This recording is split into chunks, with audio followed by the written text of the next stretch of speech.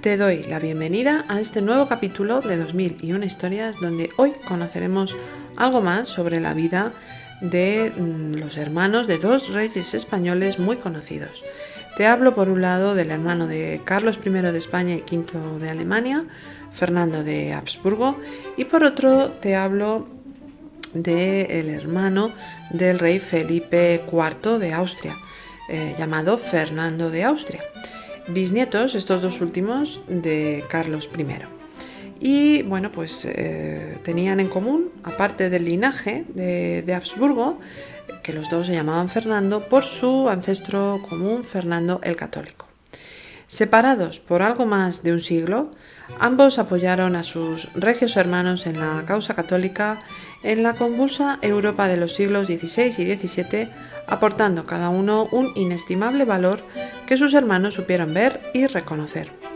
Sus vidas han caído prácticamente en el olvido, salvo expertas excepciones, y desde aquí he querido rescatarlas para todos porque merece la pena conocer algo más de estos dos hombres con vidas en origen similar, aunque de distinta evolución, como veremos ahora, y con otro común denominador, además del nombre, y es la lealtad a sus hermanos y a España. No esperemos más para conocerlos. Primeramente, nos desplazamos a los primeros años del siglo XVI, donde nace en 1502 en Alcalá de Henares, Madrid, el hermano pequeño del futuro rey de España, Carlos de Habsburgo, de nombre Fernando, como su abuelo materno, Fernando el Católico. A petición de los propios reyes católicos, el pequeño Fernando, de 1 año de edad, no viaja desde España hasta Flandes, donde reside el resto de su familia, debido a su frágil salud, y sus abuelos nombran para él ayos que se encargarán de criarle bajo su regia supervisión. Poco después, su abuelo Fernando se queda viudo y se comprometió aún más en la educación y presencia física de su pequeño nieto, debido a las continuas tensiones con la Casa de Habsburgo por interferir en la política castellana. Fernando de Habsburgo, por tanto, es educado dentro de la corte española, su lengua materna es el castellano, y recibe una educación dirigida por el dominico y obispo de Astorga, Álvaro Osorio, al estilo del resto de caballeros hispanos. Mantuvo además una estrecha y cercana amistad con miembros de la nobleza española hasta la edad adulta, y no sería hasta esa edad también que no aprendería alemán, obligado por su destino como emperador germano, pero eso lo veremos un poco más adelante. Con 9 años inicia un largo viaje que duraría varios años junto a su abuelo Fernando, en este caso un viaje por toda España, conociendo distintas partes de nuestra geografía por el centro y sur peninsular. Aquello marcó profundamente al joven príncipe, de tal forma que en la edad adulta siempre mantuvo correspondencia en castellano con sus embajadores y secretarios, y gustó de conocer todas las novedades respecto a los avances en la América hispana, así como el gusto por la literatura española. Pasaron así los años en los que Fernando fue creciendo, mientras los hilos del poder fueron tejiendo su futuro. Su hermano mayor, Carlos, fue criado y educado en la corte paterna de Flandes, y el rey católico Fernando desconfiaba de esta herencia germana, mientras que vio en su nieto homónimo al heredero ideal para dirigir los designios de sus posesiones en España. Esto inevitablemente favorecería la creación de una corte enfrentada a las decisiones flamencas, y que posteriormente serían el origen de la antipatía en España a la figura del heredero al trono y futuro rey de España, Carlos I. En este ambiente, Fernando el Católico fallece en 1516, y es cuando se hace público su testamento, en el que nombra a Fernando de Habsburgo heredero a sus dominios. Su hermano Carlos entonces impugna tal testamento y, apoyado en sus hombres de confianza flamencos presentes en España, aísla a su hermano Fernando de la corte española con la idea de poner orden en este conflicto en ciernes. Ambos hermanos se conocerán finalmente en persona al año siguiente, en 1517, cuando Carlos de Habsburgo, Castilla y Aragón desembarca en tierras hispanas para reclamar su trono. El destino de Fernando estaba claro y era lejos de España. Su hermano había pensado en él para dirigir los designios del Imperio alemán en su nombre, y para ello le fueron transferidos numerosos territorios en Austria, así como se le concedió el título del Toisón de Oro. Estableció para él una pequeña corte y embarcaría en Santander con destino a Flandes en 1520. A partir de ahí, su vida cambió decisivamente. Fue cuando aprendió flamenco y francés, así como algo de italiano y, por supuesto, alemán, y sus influencias, sin perder el acento español, pasaron a ser de carácter centroeuropeo, con su tía Margarita de Austria, gobernadora de Flandes, como una de sus principales maestras en las políticas centroeuropeas. El abuelo paterno de ambos hermanos, Maximiliano I de Habsburgo, emperador del Sacro Imperio Romano, fallece en 1520 y Carlos I hereda en ese momento su imperio alemán, siendo elegido sucesor en el título de emperador germano. Fernando, por su parte, años después, en 1531, sería elegido rey de los romanos y heredero de su hermano Carlos como emperador del Sacro Imperio Germano Románico. Al año siguiente de llegar a Austria, Fernando se casa con Ana, la hija del rey de Hungría y Bohemia, Vladislao II. Esto es 1521. Con esta boda se aunaba este reino de Hungría al dominio de los Habsburgo, de tal forma que estos controlaban prácticamente todo el territorio centroeuropeo.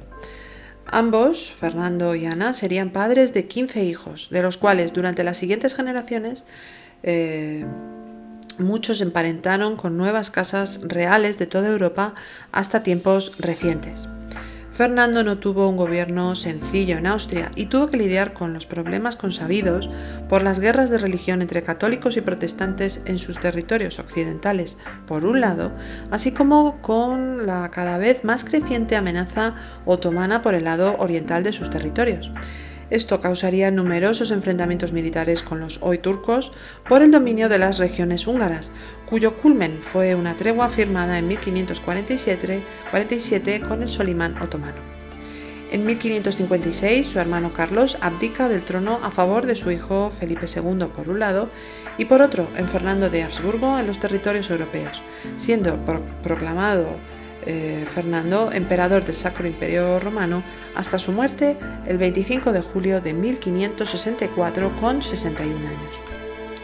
Fernando de Habsburgo jugó un papel primordial en los juegos de poder del siglo XVI y logró con notable éxito mantener un difícil equilibrio dentro de sus extensos territorios gracias a su diplomacia y visión pragmática en la que entendió la importancia de la paz y estabilidad en sus territorios. Fernando nunca olvidaría su tierra natal, como ya vimos antes, y te menciono que como gran español por el mundo, si se me permite decir, hizo llevar numerosas plantas y árboles frutales a la corte de Viena, como el naranjo y la lavanda, entre otras especies botánicas, así como se consideraba un amante de los caballos españoles de pura raza, por su belleza, fuerza y versatilidad, siendo el artífice de la creación de la famosa Escuela Española de Equitación de Viena y por tanto influyó decisivamente en la cría y el uso de estos caballos en las caballerizas reales del Sacro Imperio durante siglos. Como vemos, Fernando nunca olvidó a España y aunque nuestro país parece que sí se haya olvidado de él en gran medida, desde este podcast le hemos devuelto a la luz para contar su gran e importante vida. Pasamos ahora a hablar de otro Fernando, también del linaje de los Austria, ya que nuestro próximo protagonista fue sobrino bisnieto del emperador germano nacido en Alcalá de Henares. Además que su vida también tuvo mucho que ver con los territorios europeos españoles.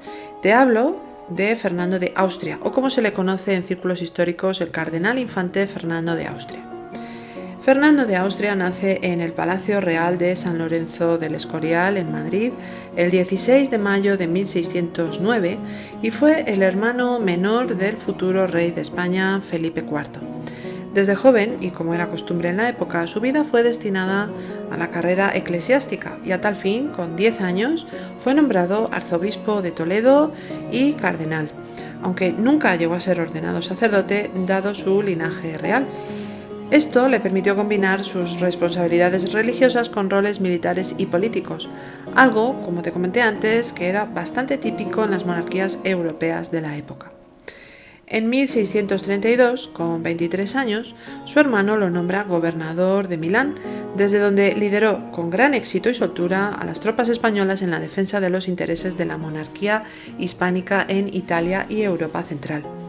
Pronto demostró ser un comandante militar capaz, consolidando su reputación como líder en campañas cruciales.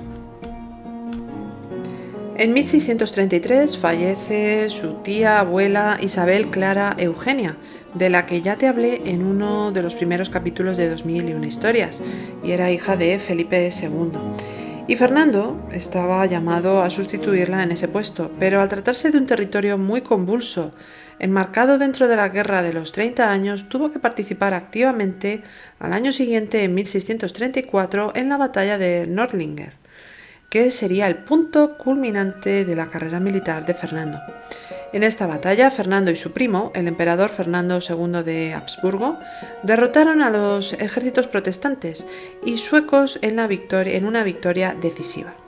Esto se tradujo en ser nombrado gobernador de los Países Bajos, donde gracias a su habilidad como político y diplomático, pasó de ser recibido con recelo entre las autoridades flamencas a recibir apoyo total en sus enfrentamientos contra Francia, la cual quería aprovechar la inestabilidad de la zona para debilitar a España.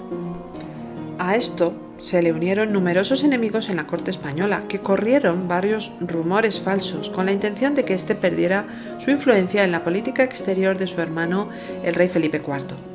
El cardenal e infante Fernando de Austria fue conocido por su disciplina y sentido del deber, combinando la devoción religiosa con un liderazgo efectivo en el campo de batalla. Su lealtad a la causa católica y a los intereses de los Habsburgo lo convirtieron en una figura central de la política europea de su tiempo. Aunque su carrera fue breve, ya que falleció de forma inesperada en noviembre de 1641, su desaparición fue un duro golpe para los Habsburgo, para los Austrias españoles, ya que era visto como un líder prometedor en medio de los complicados conflictos europeos. Ya ves que algunos hermanos de reyes españoles han tenido una gran importancia y por ello 2001 historias han querido traértelos para que sus extraordinarias vidas no pasen desapercibidas. No sé si recuerdas otro capítulo que dediqué a desconocidas princesas españolas, que eran todas ellas hermanas de reyes españoles. En fin, los hermanos de los reyes españoles han tenido una vida muy interesante, digna de contar. Y así termina el capítulo de hoy. Recuerda que puedes encontrarnos en X, Facebook e Instagram, así como en 2001historias.es y 2001historias@gmail.com. No olvides compartir este u otro capítulo con aquellos que sepas que les gustan las buenas historias. Nos vemos en el siguiente capítulo.